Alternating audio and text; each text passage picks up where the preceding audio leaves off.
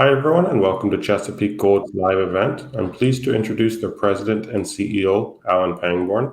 He'll be providing us with a brief update in regards to this week's press release and welcomes any questions you have about the news or Chesapeake in general.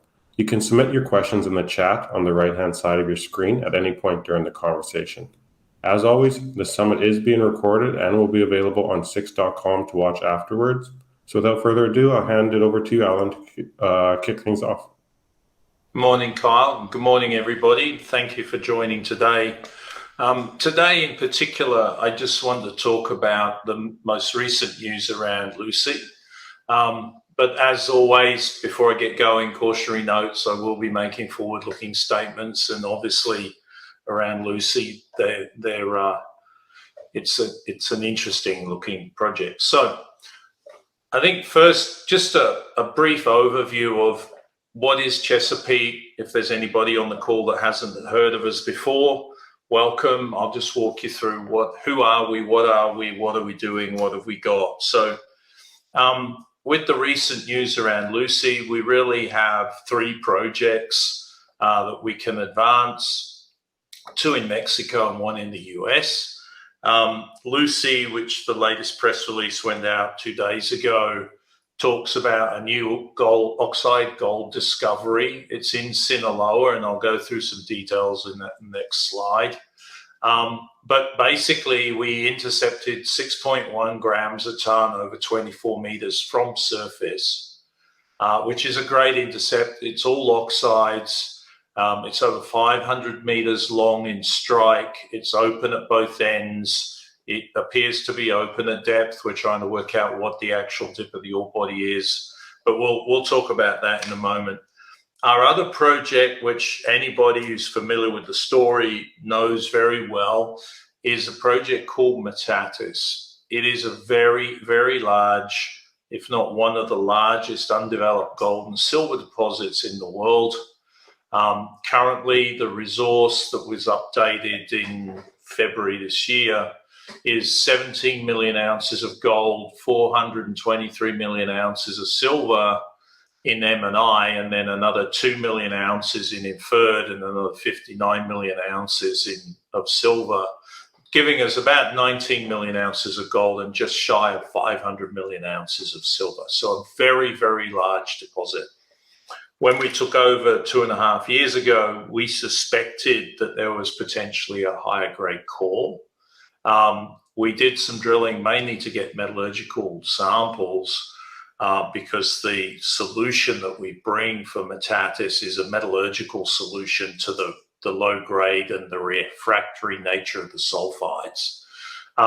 That drilling confirmed that there was actually a higher grade core, and that's now reflected in those resource numbers that I just mentioned.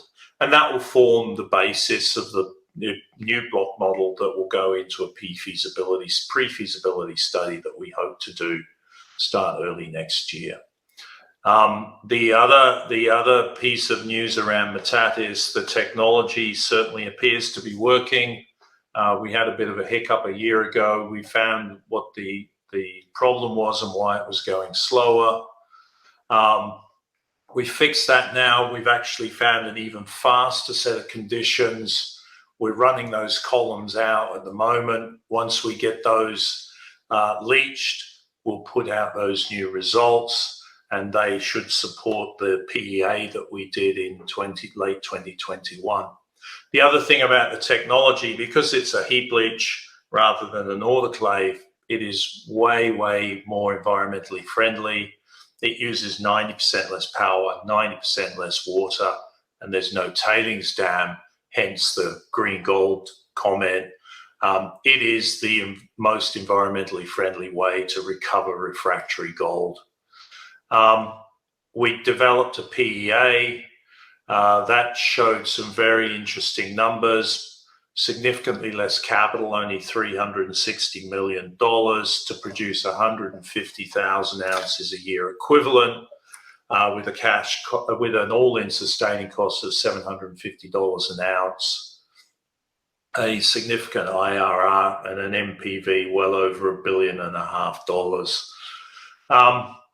That project is in Durango. Lucy is in Sonora. Both are good mining jurisdictions in Mexico. In Sinaloa, not Sonora. Both jurisdictions have strong support for the mining industry. Both have significant mining activity at the moment in those provinces. So they're a good place to be. We're reasonably well funded. We've got $24 million still in the bank. Our burn rate is about $5 and a bit million a year. So plenty of money to keep us going through any potential drilling going forward on Lucy and continue the development work at Metatis. Unlike a lot of other juniors, we have cash, which is probably my most valuable asset at the moment. As far as the shareholder support, Eric Sprott is our largest shareholder. I'm actually our second largest shareholder. We both have over 11% of the company each. And then Sun Valley comes in a little bit lower than myself at 10 point something. And then overall, between the four of us with Randy Rifle, we control 40% of the company. And if you look at our share price, our cost per ounce, we're currently trading at around $2 an ounce. So significant potential to re-rate. So the news is really all about Lucy. If anybody wants, I can go through some more of the slides in the deck, or you can go to our website. We do have a new presentation up on the website. If you go to the news release, most of these pictures are there. There is a link in the news release that takes you to an appendices, and that's where you'll find those pictures of the core that are shown on this slide. So Lucy, how, what, where, what happened?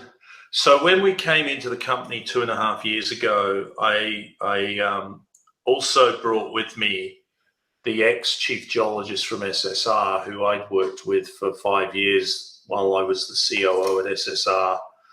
He had been proven to be right multiple times, and so there's a high degree of trust between him and I.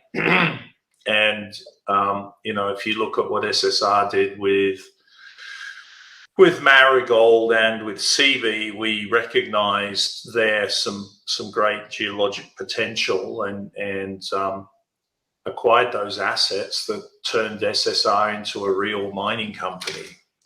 So I trust Carl. Carl, when we took over, he did a lot of work with us to understand if there was a higher grade core. We also had a bunch of other small properties that had been acquired over the years in Chesapeake. And we started a systematic program of going through them and working out which ones we should look at, which ones we probably should pass on to somebody else or just drop. And we've been working through that quietly in the background, not spending a lot of money. And Lucy was one that caught our eye, and it caught our eye because there were some grab samples that were done many years ago that were about 10 grams a ton out of a couple of trenches. Problem with grab samples out of trenches is the geologists have special eyes that only pick up high grade, and they pick up the pretty shiny rocks and not everything. So we decided to go back, clean out those trenches, and instead of just grab sampling off the bottom, we actually sawed channels and did a proper channel sample. And you can see in the appendices some of the results from that. And there was a couple, particularly trench 4, I think it was 4, where we had 40 meters at 4.4 grams a ton. Sorry, it's on section A. Trench 10, which is this one here. That was one of the indications there was something. Trench 8 had another good indication. Trench 7, not so good, but a way longer stretch of mineralization. And then trench 1 down the bottom here, 55 meters at 1.7. So with those results, we decided that we should really follow up on some of the surface expressions of this deposit. And we drilled about 14 holes. We originally targeted 10 holes. When we got the results back from hole 6, which is the 6.11 grams per ton over 24 meters. We obviously decided to drill a few more holes as well. And so we drilled 10, 11, 12, 13, and 14, which, as you can see, they all came back with interesting intercepts, 12 meters at 5 grams. Some of the intercepts within those holes, so in Lucy 6, there was 3 meters that went 19.4 grams a ton.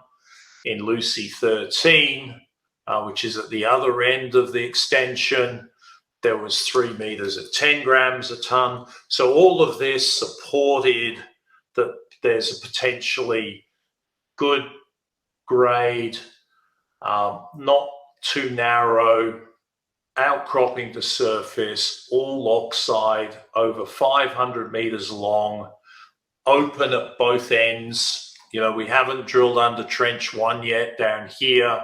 There's a couple of gaps in the middle, and we've drilled nothing to the northeast of Lucy 6 and 9. So, there's potential for extension in both directions. As you can see from the contour map, it's only 50 meters, 75 meters high in relief, so it's not mountainous country. It's relatively flat. So all in all, we're really, really excited about what we found at Lucy and what we could potentially do going forward with that. And so that's really what I wanted to touch on. Work going forward with Lucy, obviously try and understand a bit better what the mineralization is, what it's doing. We know it's a skarn. Skarns are generally easier to drill out because you can get them continuous over larger areas rather than narrow vein, high grade deposits. And they tend to be higher grade than a gold porphyry. So they're a sweeter type of project to try and develop.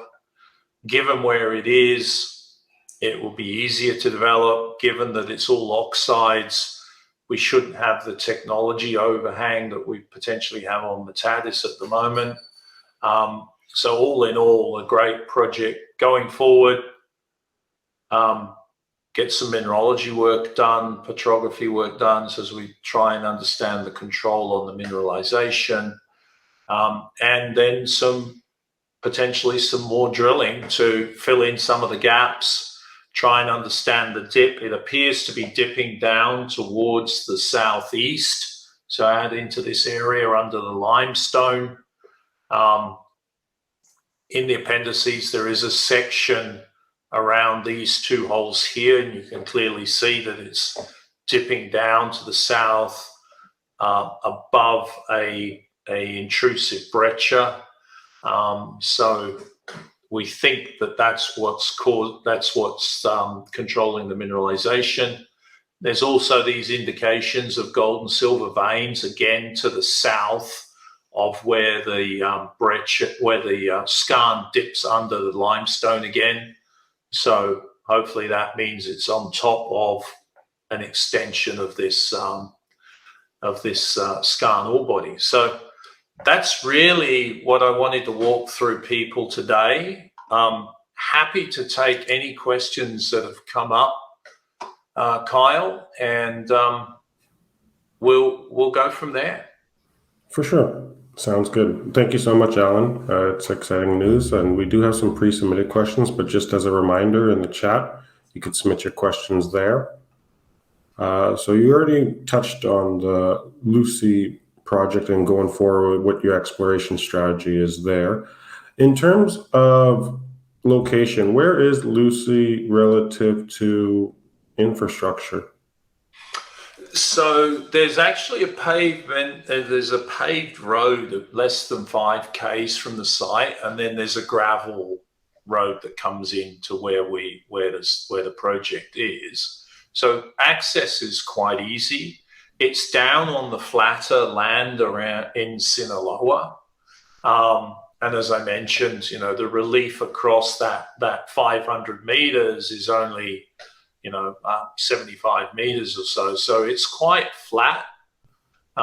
which is great. There's that hill that the mineralization seems to be running up. But that's, 75 meters in the mining world is nothing. Mm-hmm. Yeah. So from that point of view, the roads there, there's a little town that other mining companies base themselves out of as well around us. It's near Kosala. So north of Mazatlan, south of Culiacan. And like I said, there's other mines around there as well. There's existing operations around there. So it's, from that point of view, infrastructure, access, you can drive there. It's great compared to other projects I've worked on in the past. It's nice. It's an all-weather site. You can work all through summer, winter. It's not like the north of Canada where you either wait until hell freezes over so as you can drill on the lakes, or you have to wait till all the snow melts so as you can see what you're trying to drill. Mm-hmm. So, from that point of view, it's great. The holes, the holes are relatively shallow. They're 100 odd meters. Depends where the dip is and how deep it goes, whether they start getting deeper or not. But, currently we don't have any holes to the southeast of it, which is where we think it's dipping. So we need to put some holes in there. So it's easy. Drilling is relatively cheap. The holes aren't long. We drilled 1,700 meters. Yeah, all-in costs for drilling, then there's somewhere between about $150 a meter. So it's not expensive. Infrastructure-wise, it's easy to get to, which is important and good. Yeah, definitely. And anyone familiar with Chesapeake's story knows Metates is the main focus, and this news might have come to a surprise to many. Is there any other projects that you are exploring that individuals might not be aware of? If you have a look through the MD&A, and I know most people don't actually read it, there was a bunch of properties when we took over management, and as I said, I've been working with Carl, who I've worked with for a long time and trust him. We've been going through some of them. Some of them didn't look particularly exciting, and we dropped them. Some of them we've still got on the books, and we're working through them. This was because of those grab samples at 10 grams a ton. It warranted being further up the list, and go look at it, guys. Because I didn't want to just come in and just drop everything else and only focus on Metates and give away something. Mm-hmm. That's always, I'm not a geologist, but that's always a geologist's fear, is that it's the last hole that finds it type thing, right? And even this one, it was really Lucy 6 that made us open our eyes and go, holy crap. There's something, 24 meters at 6 grams a ton, anywhere is economic. That could be underground. It could be 200-300 meters down. That is economic because it's so wide. So I wanted to be sure before we did something with them that if there was any sort of indication that it was mineralized, that we check how mineralized is the system. And to get 500 meters with continuous hits along it that are above what would be a typical oxide pit cutoff, it's mineralized. So it's a mineralized skarn. It's got good grade in it. Skarns tend to be higher grades than other types of deposits, unless you get into these narrow vein, quartz vein deposits. And so, there's a couple of others, and we're quietly working away in the background. We generally go back to basics and do some geochem, see what that tells us, do some trenching, see what that tells us, and step it forward from the least expensive work to the most expensive work, as one should do, and see what we get. And then you get something like this. Unlike some of the other juniors, I wanted to wait until I knew I had something, rather than just, we got one hole that was, pick one of the others, 24 meters at 0.7, and everybody goes, yeah, maybe, but 24 at 6, 24 at 4, throw in a few others, 42 at 0.9, 30 at 2.5, those core samples at 19 and 10, it's a mineralized system. And that's what you're looking for. Now it's work out how far, how deep, how wide, average grade, all of that sort of stuff. So let me ask you, Alan, were you surprised with the recent stock performance after this news? This is to just add on to Mark's question in the chat. Why is Chesapeake stock so suppressed? So I was happily surprised the day we put it out. Right? We didn't get a lot of volume, but we certainly got some interest. I've been pleasantly surprised with feedback that I've got from various banks that cover mining stocks, and some of the investors, and some new people that just wanted to know more that reached out to us. That was all great.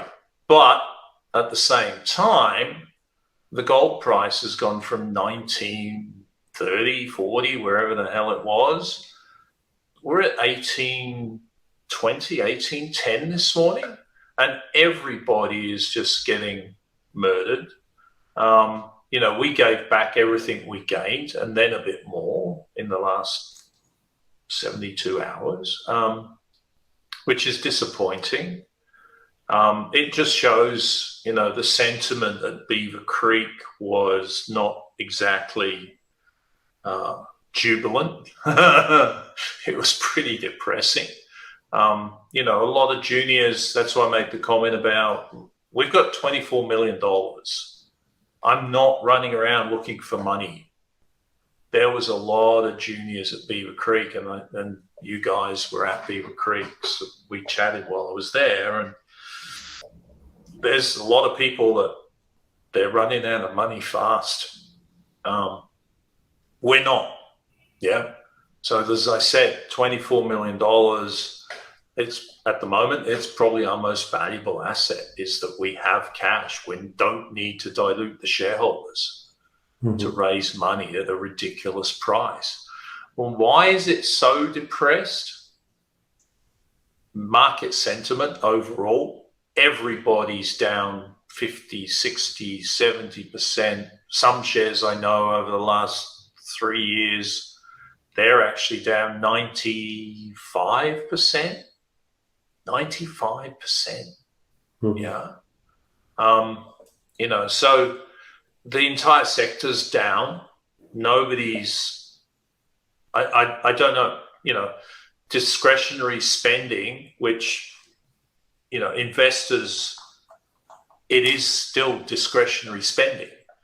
Tell your wife that you want to invest in a gold stock instead of buying a new car or fixing the kitchen or taking the family on a holiday, right? And everybody's feeling the squeeze as interest rates go up. It's market wide, and it's not exactly fun at the moment. So, yeah. I do know you have to jump in a few minutes here, Alan, but we do have a one-word question in the chat. Tallapoosa, you want to? Yeah, so Tallapoosa, we own 67%. Our chairman actually runs that company independently. He did a deal on part of the Tallapoosa project last year with Newcrest.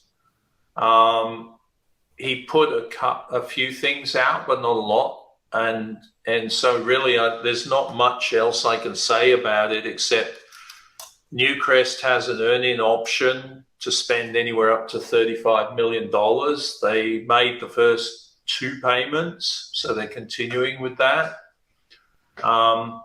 And if you really want to know anything else about Tallapoosa, I suggest you either ring our number and press the magic number that says Randy Rifle and talk to Randy directly, and I'm sure he'll be happy to give you an update.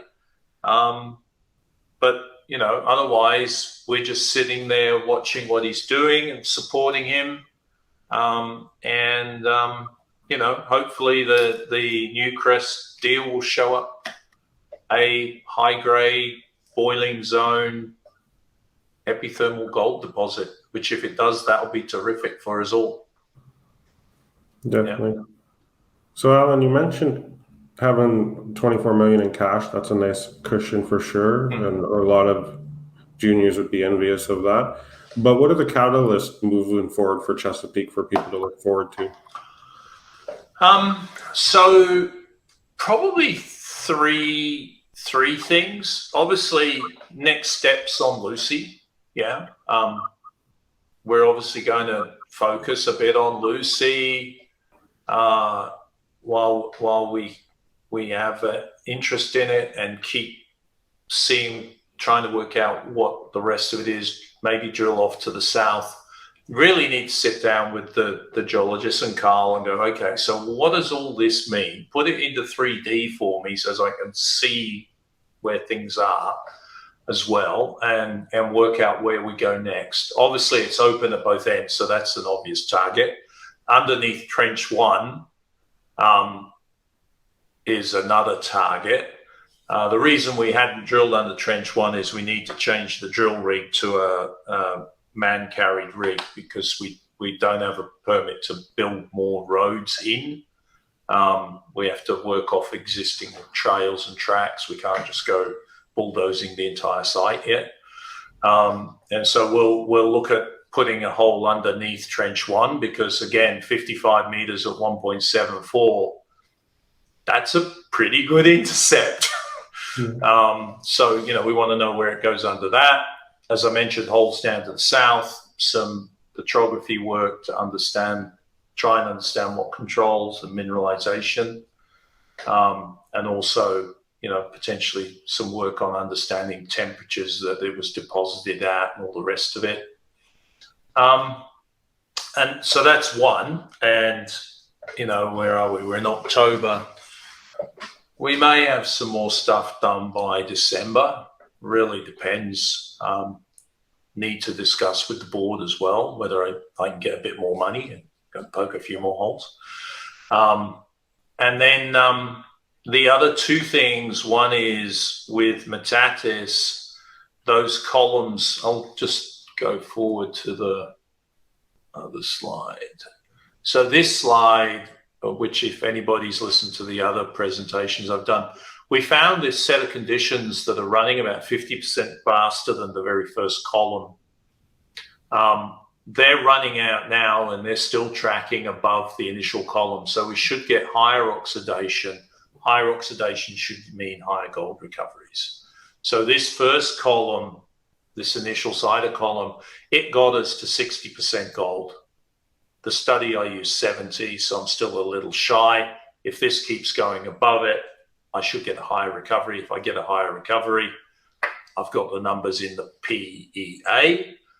Once I've got that, and I've put another set of columns on under these same conditions, so as I can get a 180, 120, 60-day curve complete with gold recoveries. So then I'll know oxidation level, time, gold recovery, and silver recovery. And that will feed into a PFS. So those columns should be pretty close to done by the end of the year. That will allow us to start the PFS early next year. Those are the 3 principal catalysts going forward. So Lucy, what do we do next and what results do we get? The results to these columns and start the PFS. Great. So just Alan, continuing to de-risk Metatis. perfect. Thank you so much. I have to respect your time, Alan. Thank you so much. And thank you all for who attended.